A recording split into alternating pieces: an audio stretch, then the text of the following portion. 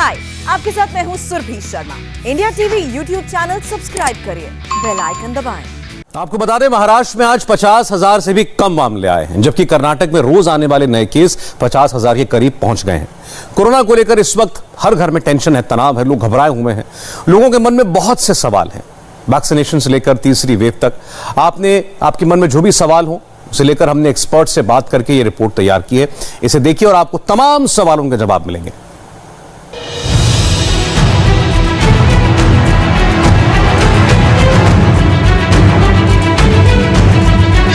दूसरी वेव कब तक चलेगी? तीसरी वेव की क्या तैयारी है? बच्चों की वैक्सीन का स्टेटस क्या है? वैक्सीन लगा ली तो बचने की कितनी % गारंटी है? वैक्सीन से लेकर ऑक्सीजन और तीसरी लहर से लेकर दूसरी वेव की पीक, पैनिक बहुत ज्यादा है, इसमें कोई शक नहीं है। लेकिन कोरोना को लेकर इस वक्त आपके जितने सवाल हैं उसके जवाब आपको सिर्फ 10 मिनट में मिल जाएंगे। सबसे पहला सवाल कि दूसरी लहर की पीक का स्टेटस क्या है? क्या पीक आने वाली है? क्या पीक आ चुकी है? अगर आ चुकी है तो कब तक खत्म होगी? मैं एक चीज बोलता हूं, अभी भी इसका पीक आया नहीं है। ये जो हम बात कर रहे हैं इसको कोई एविडेंस नहीं है कि पीक आएगा, पीक होएगा। ये तो सपना देखना है, उसके लिए कोई एविडेंस अभी तक आया नहीं है। दूसरी बात, जब तक वो टेस्ट पॉजिटिविटी रेट कम होना न शुरू होए, स्टेबल हो जाए, कम नहीं होगा, तब तक हम पीक की भी बात नहीं करना है। अब अगर ये हिसाब है तो ये कब तक रुकेगी ना, ये वेव, ये बोलना तो उतना ही कठिन होगा, क्योंकि पीक ही देखा नहीं कितने टाइम में आया है।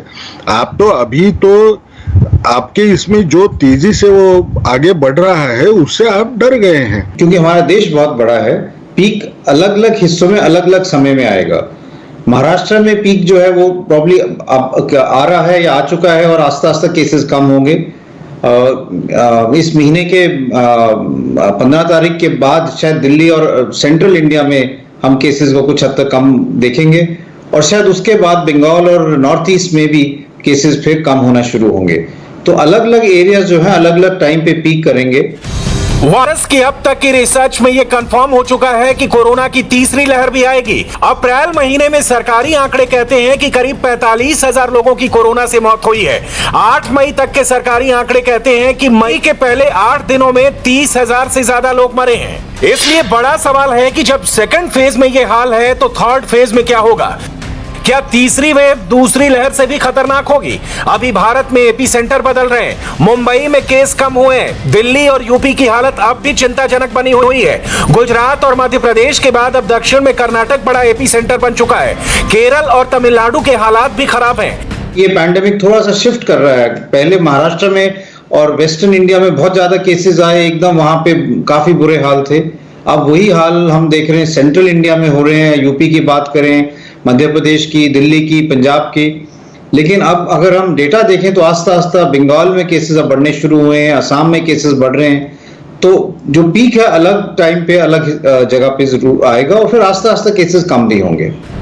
इसमें कोई दो राय नहीं कि ये अभी हमारे हाथों में नहीं है कि हम भारत में थर्ड वेव को आने से रोक पाएंगे। इसलिए सब लोगों के लिए सबसे परेशान करने वाला सवाल यह है कि क्या भारत कोरोना की तीसरी वेव के लिए तैयार है? अगर सेकेंड वेव को हम कंट्रोल कर लेंगे तो जाहिर सी बात है कि थर्ड वेव हो सकता है ना भी आए। उसे ऐसे तो हम बात करेंगे थर्ड वेव, जैसे कि डॉक्टर रमन ने बताया कि थर्ड वेव, फोर्थ वेव, कितनी भी वेव आएंगी करके, परंतु आज की तारीख में हमें आज के विषय में सोचना है कि हमें आज क्या करना है, ताकि हम बेसिकली कल के बारे में हम चिंता तो रखें। तीसरी लहर कितनी खतरनाक होगी? सरकार के पास इसका कोई डेटा नहीं है जिससे कोई भविष्यवाणी की जा सके, लेकिन अब तक आई महामारी को लेकर कुछ अंदाजा लगाया जा सकता है। पुराना डेटा देखिए और मॉडलिंग का डेटा देखिए और 1918-1919 की पैंडेमिक का भी डेटा देखें तो ज्यादातर वहां पे 3 पीक्स आई थी, पर सबसे बड़ी जो पीक थी और सबसे खतरनाक पीक थी वो दूसरी ही पीक थी, दूसरी जो लहर आई थी। उसके बाद क्योंकि ग्रेजुअली लोगों में इम्यूनिटी आ गई, और इस दफा तो मैं ये कहूंगा इम्यूनिटी के अलावा हमारे पास वैक्सीन भी है जो उस टाइम नहीं थी। तो इसलिए लोगों की जब इम्यूनिटी काफी ज्यादा हो जाती है तो जो अगली वेव आती है वो यूजुअली मामूली होती है, इतनी सिवियर नहीं होती। तो मेरा ये मानना है कि अगर तीसरी वेव आएगी और उम्मीद ये है कि शायद एक और स्पाइक आएगा, लेकिन वो इतना ज्यादा नहीं होगा जितना अभी हम देख रहे हैं। तो सबसे ज्यादा खतरनाक वेव जो है, जो हम अभी जिससे गुजर रहे हैं। तीसरी लहर को लेकर एक तरह का पैनिक है, लोग बहुत कंफ्यूज भी हैं और वैक्सीनेशन इस वक्त उसका पहला काउंटर अटैक है। अगर सारे लोगों ने अगर ठान लिया तो हमको उसे कम करने में ज्यादा से ज्यादा 3 हफ्ते का टाइम लगता है। लेकिन हम जिस ढंग से हवा पैदा हुई है पैनिक की, हर बार हम कुछ सुनते हैं वेरिएंट आ गया, अब वैक्सीन काम नहीं करेगी, अब आप बोल रहे हैं आरटीपीसीआर भी काम नहीं करता है, अब आप बोलेंगे कि ये जो है तीसरी वेव आने वाली है। आप लोगों को अगर इस ढंग से बताते रहे, वो हवा से भी फर्क फैलते जा रहा है, सभी लोगों को बीमारी हो रही है। ऐसे हालत में लोगों का जो भरोसा रहता है वो भरोसा कम होगा।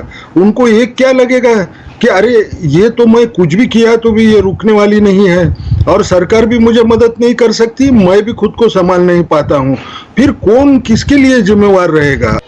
अभी जो बातें पता चली हैं उसे देखना और समझना बहुत जरूरी है, क्योंकि तीसरी वेव दूसरी लहर से ज्यादा खतरनाक नहीं होगी, ये मानने का कोई बड़ा वैज्ञानिक आधार नहीं है। तीसरी वेव की टाइमिंग के बारे में अभी कुछ नहीं कहा जा सकता, ये कितने बड़े लेवल पर तबाही मचाएगी अभी कुछ नहीं कहा जा सकता। मौजूदा वैक्सीन तीसरे वेव के लिए कारगर रहेगी, अभी इस पर भी कुछ नहीं कहा जा सकता।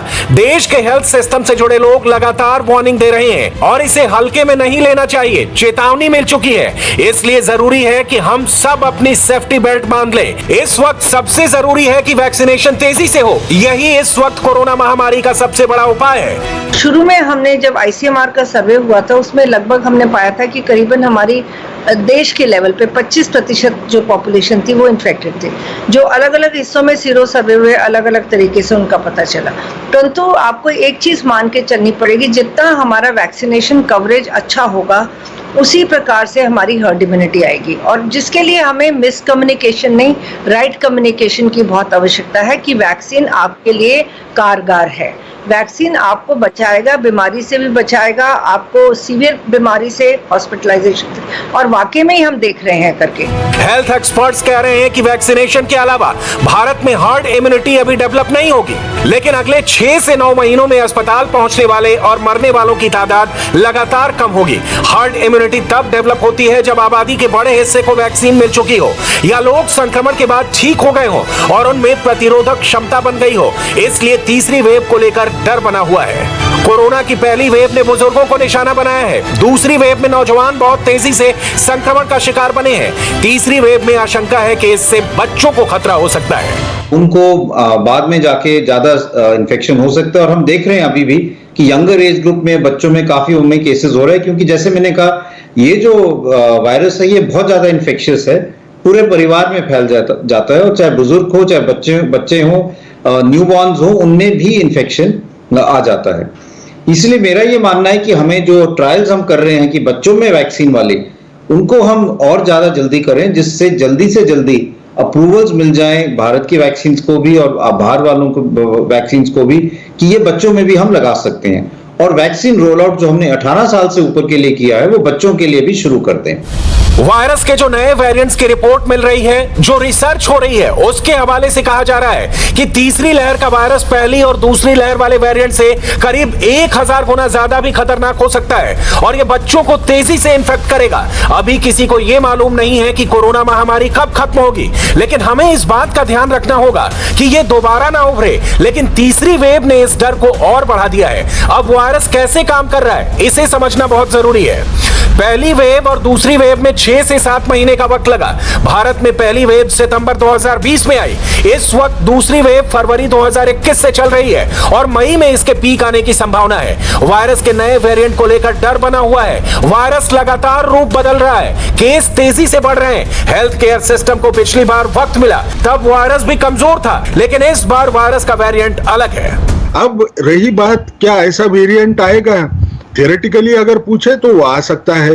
वो क्या अपने देश में से ही आएगा, ये तो किसी ने बोला नहीं। एक चीज समझे, वेरिएंट आना है तो अपने देश में से ही आएगा, ये समझना शायद मेरे हिसाब से गलत है। ना अभी इस टाइम पे जिस ढंग से हम पोजीशन पे हैं, मुझे नहीं लगता है कि वेरिएंट ऑफ सिग्निफिकेंस अपने देश में तैयार होगा। अब हमारे यहाँ जब ये वेव डिक्लाइन होगी तो और कहीं भी जब वो और तेजी से ये इन्फेक्शन बढ़ेगा, उस जगह पे शायद ये नया वेरिएंट पैदा होने का डर रहेगा। लेकिन इस बार वायरस खतरनाक है, इसलिए पैनिक भी ज्यादा है। अभी भारत में यूके वेरिएंट ने तबाही मचाई है, ज्यादातर जिंदगी इसी वेरिएंट से निकले डबल म्यूटेंट ने ली है। अब तीसरा वेरिएंट बंगाल स्ट्रेन तेजी से फैल रहा है। डर है कि तीसरी वेव में कौन सा वेरिएंट बड़ा खतरा बनने जा रहा है। कोरोना के नए वेरिएंट को लेकर बहुत सी बातें हैं। कहा जा रहा है कि वैक्सीन काम नहीं कर पाएगी, तो क्या होगा? हमको मालूम है कि वैक्सीन हेजिटेंसी इतनी ज्यादा है, और फिर भी अगर मैं उनको बोलूं वेरिएंट जो है ना वो नया आ गया, वो वैक्सीन को चैलेंज करता है, क्या देखूं मैं क्यों वैक्सीन लेने जाऊं? जब मुझे लगता है कि वही लोग बोल रहे हैं कि वैक्सीन को शायद वो मानेगा नहीं, ऐसा हमारा संदेह है, डर आ रहा है, तो वो बोलेगा मैंने नहीं क्या करना है वैक्सीन लेके। हमको थोड़ा सोच समझ के लोगों में बात करना चाहिए, ये तो मैं पक्का बोलूंगा। पैनिक की एक और बड़ी वजह यह भी है कि अप्रैल के आखिरी हफ्ते में दुनिया भर में जितने कोरोना के केस आए, उसमें आधी तादाद भारतीयों की थी। रोज मरने वालों की तादाद के फिगर भारत से सबसे ज्यादा आ रहे हैं। भारत में रोज 3,500 से 4,000 लोगों की मौत हो रही है। ग्लोबल लेवल पर डेथ फिगर्स में 1/4 मौत भारत में हो रही है। इस दफा जो वायरस है वो थोड़ा म्यूटेट कर गया है, जो वेरिएंट है वो ज्यादा जल्दी फैल रहा है। तो इसलिए हम ये देखते हैं कि पहले ऐसा होता था कि एक परिवार में 2 या 3 लोग कोविड से उनको कोविड होता था और लोग ठीक रहते थे, तो काफी हद तक सपोर्ट मिल जाता था। अब हम ये देखते हैं कि पूरा का पूरा परिवार पॉजिटिव आ रहा है, और उनमें से कुछ लोग ऐसे हैं जिनको काफी सीरियस इलनेस हो रही है। दूसरी चीज ये हम देख रहे हैं कि जो rate of rise of cases हैं वो बहुत शार्प हैं। पिछले दफा जब पीक हुआ तो केसेस आस्ता आस्ता बढ़े थे, तो हेल्थ केयर सिस्टम को और सब लोगों को समय मिला कि हम आस्ता आस्ता टर्नओवर अपना कर सकते थे, एडमिशन कर सकते थे, लोगों की केयर जो है वो बेटर हो सकती थी। इस दफा केसेस जो हैं वो कुछ ही दिनों में डबल होने लगे, ट्रिपल होने लगे, और 15-20 हजार से हम एकदम 3-4 लाख तक पहुंच गए। इसमें हेल्थ केयर सिस्टम इंफ्रास्ट्रक्चर पे बहुत ज्यादा स्ट्रेन पड़ा, ऑक्सीजन के लिए एकदम शॉर्टेज होने लगी, और bed, ICU bed, oxygen bed की कमी हुई। उसके कारण पैनिक सी सिचुएशन होगी, लोग एकदम घबरा गए। इसलिए कई लोगों ने ये सोचा कि अगर मुझे कोरोना है, माइल्ड ही है, हो सकता है कि मुझे सिर्फ घर पे ही रहना पड़ेगा, पर पता नहीं अगर बाद में तकलीफ बढ़ गई या खराब हो गई तो बेड नहीं मिलेगा, तो मैं अभी दाखिल हो जाता हूं। वैज्ञानिकों के मुताबिक वायरस संक्रमण के पीक और फॉल आने में करीब 12 या उससे ज्यादा हफ्ते लग सकते हैं। यानी ये वायरस 3 से 4 महीने तक फैलता रहता है, जान लेता रहता है। इसलिए मई और जून के महीने इस वक्त देश के लिए बहुत ही गंभीर बने हुए हैं। सादे ढंग से अगर बोलूं तो एक बार अगर शुरू हो गई वेव तो सर्वसाधारण उसको 4 महीने का टाइम लगता है। 4 महीने के बाद में वो कम होने का चांस होता है। लेकिन वो 4 महीने से अगर मुझे जल्दी कम करना है तो वो भी तो मेरे ही हाथ में है। सरकार ये बोल सकती है कि आपको कैलिब्रेटेड लॉकडाउन लगाऊंगा। 4 महीने का टाइम क्यों लगेगा? फिर तो थोड़ा जल्दी हो जाएगा।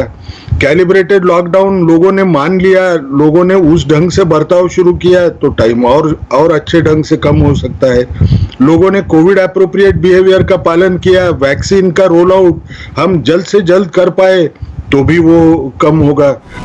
इस वक्त जरूरी है कि नए वेरिएंट के खिलाफ बड़ी तैयारी करनी होगी, क्योंकि वही तीसरी वेव में खतरनाक रोल निभाएगा।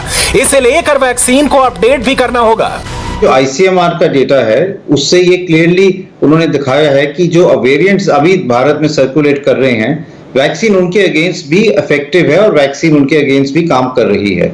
लेकिन ये भी मैं कहना चाहूंगा कि साथ साथ कोविड अप्रोप्रिएट बिहेवियर बहुत जरूरी है, और हमें रिसर्च साथ साथ करते रहनी चाहिए, क्योंकि आज के जो वेरिएंट्स हैं वो कल नहीं रहेंगे, कल नए वेरिएंट्स आएंगे, और ये हो सकता है कि कल या परसों वाले वेरिएंट्स जो हैं या 6 हफ्ते बाद वाले वेरिएंट्स जो हैं वो वैक्सीन को की एफिकेसी को और कुछ हद तक कम कर दें। इसलिए जैसे जैसे वायरस चेंज होता है, अगर जरूरत है तो वैक्सीन भी हमें आस्ता आस्ता चेंज करके बूस्टर डोज की जरूरत पड़ सकती है। जब से केंद्र सरकार ने 18 वर्ष के ऊपर के लोगों के लिए वैक्सीनेशन का ऐलान किया है, वैक्सीनेशन पर प्रेशर बढ़ा है और इसकी सबसे बड़ी वजह है वैक्सीन की कमी। भारत के 90 करोड़ लोगों को अभी भी वैक्सीन की जरूरत है। इसका मतलब है कम से कम 180 डोज वैक्सीन भारत को चाहिए। पिछले 4 महीनों में सिर्फ 16 करोड़ डोज ही दी गई है और इनमें भी सिर्फ 3 करोड़ लोगों को दोनों डोज मिली है, जबकि टारगेट 90 करोड़ का है। अब भारत में कोवैक्सीन और कोविशील्ड के बाद स्पुतनिक आ चुकी है। कई और वैक्सीन कतार में है। जल्दी ये वैक्सीनेशन पर आया क्राइसिस भी खत्म होने की पूरी उम्मीद है। कई वैक्सीन पाइपलाइन में भी है। स्पुतनिक के डोसेज आ गए हैं, कोवैक्सीन के डोज आने वाले हैं। आपको आज अभी कोविशील्ड का वो जो बोल रहे हैं वो भी उन्होंने दूसरे देश का लेके यहाँ डाइवर्ट किया है। हमको ये उम्मीद रखना है कि सरकार अलग अलग ढंग से देखेगी। नए वैक्सीन जो हैं, जो जाइडस कैडिला का एक वैक्सीन है वो भी आने में ही है। उसके बाद में नोवावैक्स का एक वैक्सीन है जो सीरम इंस्टीट्यूट मैन्युफैक्चर कर रही है, वो भी वैक्सीन आने में ही है। अगर भारत में 1 साल में भी सभी लोगों को वैक्सीन लगाने का टारगेट रखा जाए तो रोज 50 लाख टीके लगाने होंगे, जबकि अभी 20 लाख से भी कम लगाए जा रहे हैं। गुजरे हफ्ते में तो यह आंकड़ा 20 लाख से भी नीचे जा चुका है। जनवरी में केंद्र सरकार ने बड़ा ऐलान किया था कि जुलाई तक 30 करोड़ लोगों को वैक्सीन दे दी जाएगी, लेकिन अब तक सिर्फ 16 करोड़ डोज ही दी गई है। जरूरी है कि वैक्सीनेशन में तेजी हो, उसे लेकर कंफ्यूजन खत्म हो। ऐसा भारत में वैक्सीनेशन की पहली स्टेज में नहीं हुआ था। और महाराष्ट्र से कोरोना को लेकर थोड़ी राहत देने वाली रिपोर्ट आई है, आपको बताएंगे एक ब्रेक के बाद।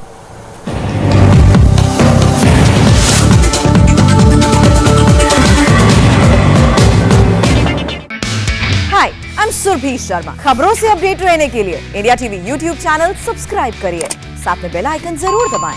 जुड़े रहें इंडिया टीवी के साथ।